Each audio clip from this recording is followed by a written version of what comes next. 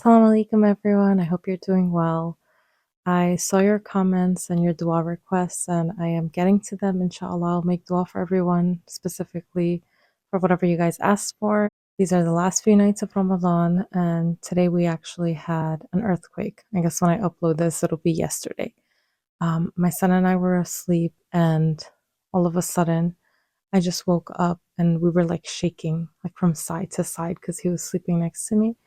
I thought I was hallucinating, and subhanAllah, just in that one moment, I realized how death can reach you wherever you are at any time. Like, I'm sick and I'm worrying and thinking about how this chronic illness is going to possibly kill me one day, but I'm destroying my current life right now. Instead of enjoying the time that I have, I'm so busy and worried about the future and what's going to happen that I'm not even enjoying what I have right now. And could have easily just lost my life today. And I'm not saying that this earthquake was so serious that I could have lost my life today, but what I'm trying to say is that Allah subhanahu wa ta'ala could have made it in such a way that it was a serious one for me and that it could have been written that I would just die today.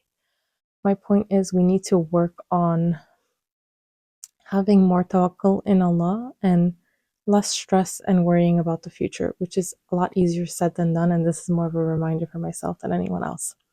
But yes, this brings us to the topic of the solar eclipse that is supposed to happen on Monday, April 8th. So, first of all, please don't stare straight into it. Don't even look at it. If I were you, I wouldn't even look at it because there have been reports of a woman in the past going blind from staring into the sun during the eclipse. So, just for your information, you're supposed to have like these special goggles. I don't know. I wouldn't even do that. But yes, so don't stare at the sun during the eclipse. That's one. Two, the Prophet sallallahu alaihi wasallam, he actually experienced an eclipse during his lifetime, and that was when his son Ibrahim had passed away that same exact day. An eclipse occurred, and the people all around the Prophet sallallahu alaihi wasallam were thinking that perhaps this is a sign that like the world is sad because Ibrahim passed away, that the Prophet's son passed away.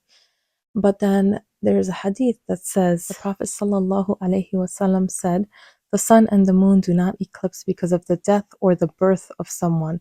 When you see the eclipse, pray and invoke Allah."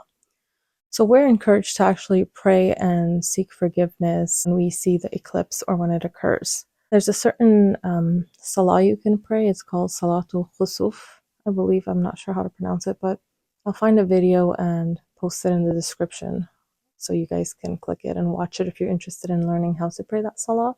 But that's the specific type of salah that you have to pray when there's an eclipse going on, and really have eclipses happening that often. So I think it's worth looking into and actually praying that salah.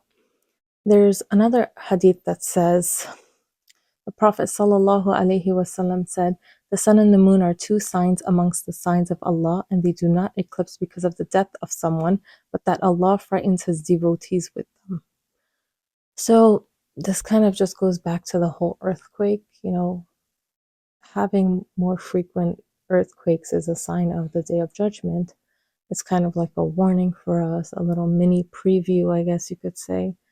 And I mean, it's scary. I've survived a gas explosion, and that was scary.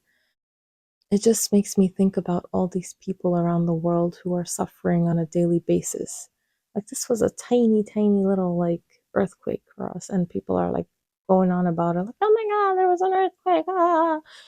But there are people who are living through bombs and explosions day in and day out, and this is their norm for months, for years. SubhanAllah, that's crazy, and it just puts everything into perspective. I believe that the eclipse is also a sign of the Day of Judgment. Not necessarily that the Day of Judgment is going to happen soon, but that it kind of represents what will happen on the Day of Judgment, or the power of Allah. Because on the Day of Judgment, Allah will remove the light and the brightness from the sun and the moon and the stars. And that's kind of what the eclipse is, right? So these are just signs for us to reflect as Muslims. Allah always has the signs out there for us, but it's just a matter of whether we'll actually ponder upon them or if we'll just attribute them to a coincidence or something, or to science, quote unquote. So yeah, I will be getting to everyone's du'as and making specific du'as. Please keep me in your du'as, keep each other in your du'as, keep the world in your du'as. And take care, be well, and don't stare into the sun. Assalamu alaikum.